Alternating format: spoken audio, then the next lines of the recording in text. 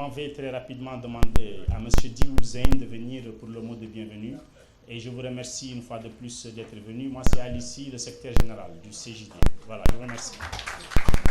Ce dîner, c'est d'abord une idée qui a été avancée par le centre, le CEMAP, le Centre mauritanien d'analyse des politiques, en partenariat avec le CJD.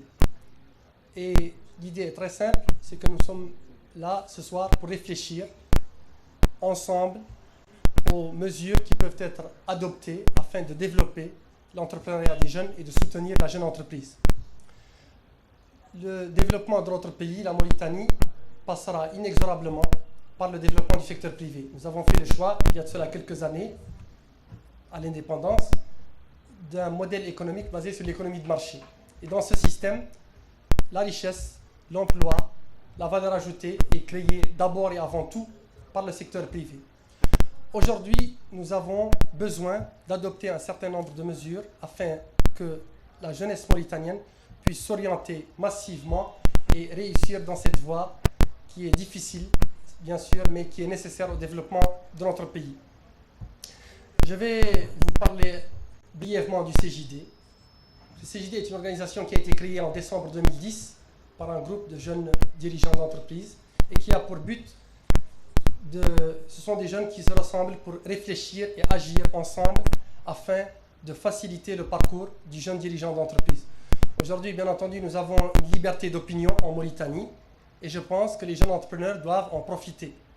Il y a un grand nombre de corporations qui arrivent à obtenir beaucoup de choses et nous nous en félicitons. Récemment, c'était les chauffeurs qui ont obtenu beaucoup.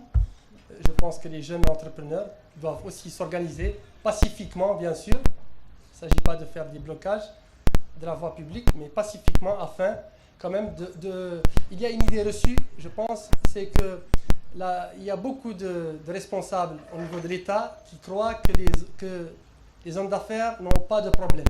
Les jeunes dirigeants d'entreprise sont très riches. Ils sont souvent beaucoup moins riches qu'on le croit et ils ont souvent beaucoup plus de problèmes qu'on le croit. Et donc aujourd'hui, il s'agit d'abord de vous écouter, parler de vos attentes, de vos difficultés, afin bien sûr que l'étude qui est engagée actuellement par le CEMAP, le Centre mauritanien d'analyse des politiques, et qui sera présentée aux autorités au plus haut niveau de l'État, afin que ces mesures soient adoptées et qu'elles profitent à tout le monde. Ces mesures ne profiteront pas au CJD, ni au président du CJD, ni au secrétaire général du CJD. Si elles sont adoptées, elles profiteront à tout le monde. Je regrette actuellement qu'il n'y ait quasiment presque pas de mesures spécifiques à la jeune entreprise. Il y a beaucoup de problèmes qui se posent. Je vais en citer quelques-uns rapidement, sans être exhaustif. Il y a bien sûr le problème de l'orientation. Aujourd'hui, quand un entrepreneur s'engage, décide d'entreprendre, c'est très facile de créer une entreprise. Au bout d'un jour, il arrive quasiment à créer son entreprise.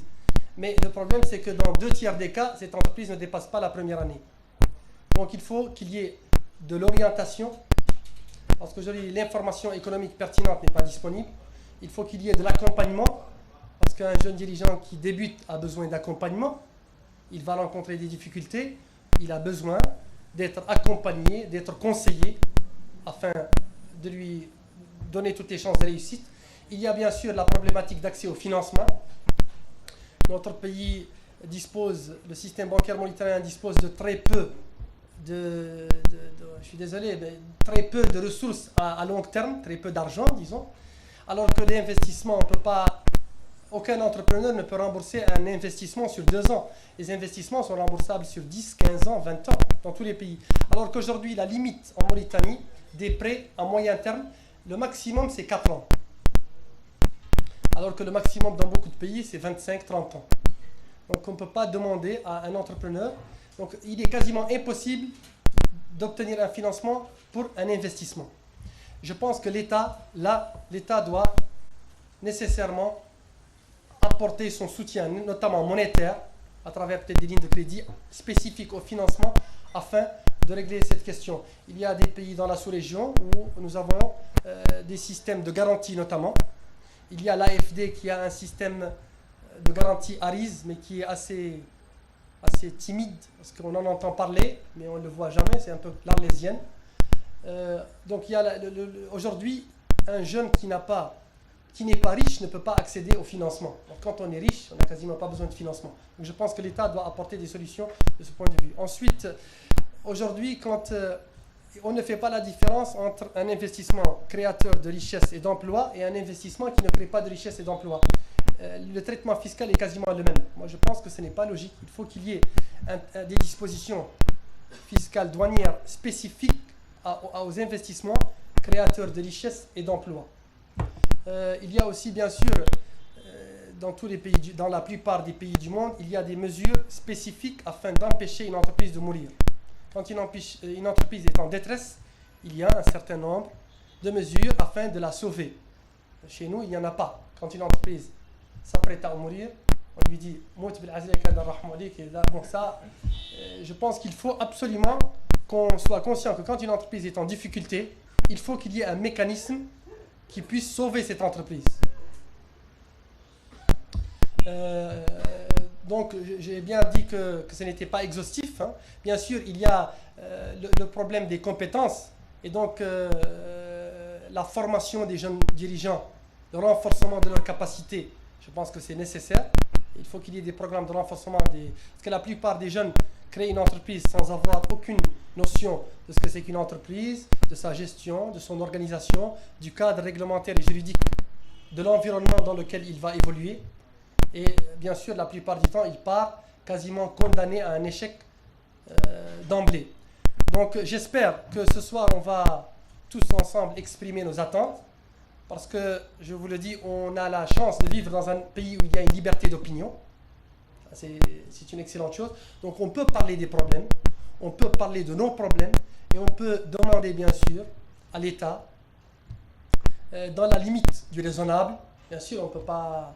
Il ne s'agit pas de demander l'impossible, mais de demander ce qui est appliqué dans la sous-région, afin de donner aux jeunes dirigeants d'entreprise toutes les chances de réussite.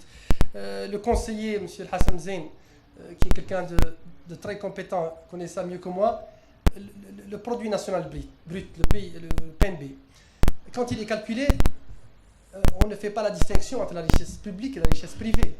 La richesse privée fait partie de la richesse nationale. Et donc le fait de donner toutes les chances de croissance et de développement à la richesse privée, ça revient d'abord à développer la Mauritanie.